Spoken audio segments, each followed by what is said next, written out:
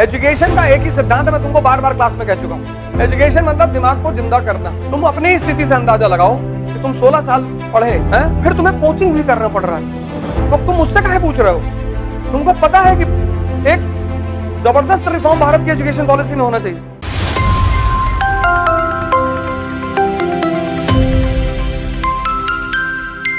Education का एक ही सिद्धांत मैं तुमको बार बार क्लास में कह चुका हूं। एजुकेशन मतलब दिमाग को जिंदा करना। तुम अपनी स्थिति से अंदाजा लगाओ कि तुम 16 साल पढ़े हैं, फिर तुम्हें कोचिंग भी करना पड़ रहा है, तो अब तुम मुझसे काहे पूछ रहे हो? तुमको पता है कि एक जबरदस्त रिफॉर्म भारत की एजुकेशन पॉलिसी में होना चाहिए। यहां कोई बच्चा बैठा हुआ क्लास में? सब पाषाण काल के लोग हैं सब। तो एक दो बच्चे बैठे होंगे, बाकी सब स्टोन एज, प्री पैलोलिथिक वैलिथिक के हैं सब। ये बेचारे वैसे ही दुखी हो रहे हैं कि यार बताओ ये सब हम क्या पढ़े थे यार। सब मॉडर्न इंडिया पढ़ के बैठे इसमें 10 12 15 लोग। अब ये सन्नाटे में कि हम भी कुछ पढ़े थे, लेकिन ये सब तो कहीं दिखा नहीं। लिखा था, तुम्हारी आंखें गुजर गई ऊपर से। वो किताब तुमसे चिल्ला रही थी कि भैया सुन लो भैया। अरे तुमने कहा बाद में सुनेंगे यार, अभी टाइम नहीं।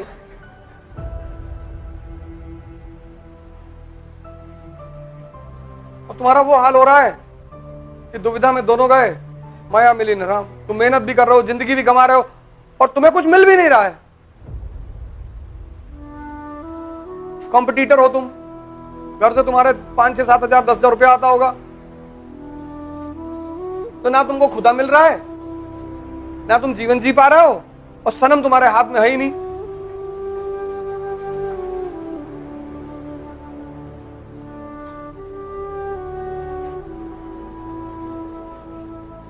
जल तो तुम बहुत रहे हो, ऐसा नहीं कि नहीं जल रहे हो, जल बहुत रहे हो, लेकिन कोयले की तरह जल रहे हो, राख बन जा रहे हो। स्कूल की एजुकेशन का मतलब क्या है? तुम्हारा दिमाग जिंदा हो जाए, तुम सोचने लगो, कनेक्ट करने लगो।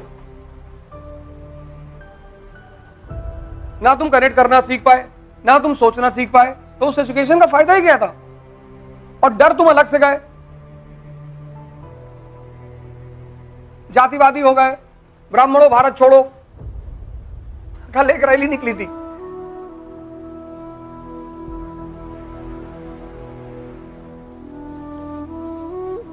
ठीक है, तो शिक्षा में क्रांतिकारी सुधार। इतना बैग लेके लड़के क्लास में जाते हैं, क्या फायदा? मॉडर्न पीरियोडिक टेबल और मेंडली पीरियोडिक टेबल में फर्क ही नहीं पता, क्या फायदा?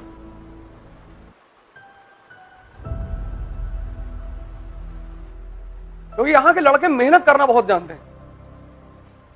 उनसे मेहनत चाहे जितनी करा लो, और डायरेक्शन पा जाए तब तो और करें,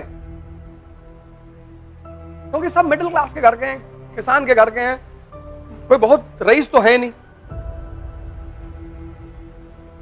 जब तुम स्टूडेंट को जाति के आधार पर मारते हो तो उसे दर्द होता है, लेकिन जब तुम उसे मारते हो क्योंकि तुम उसका भविष्य बनाना चाहते हो तो उसे दर्द नहीं होता। तुम अपने पिता लोगों से पूछो, माता से पूछो, कभी उन्होंने किसी टीचर की बुराई की? क्योंकि वो इसलिए मारते थे क्योंकि आपका भविष्य अच्छा चाहते थे। वो इसलिए नहीं मारते थे कि तुम अलग जाति के हो, अलग धर्म के हो।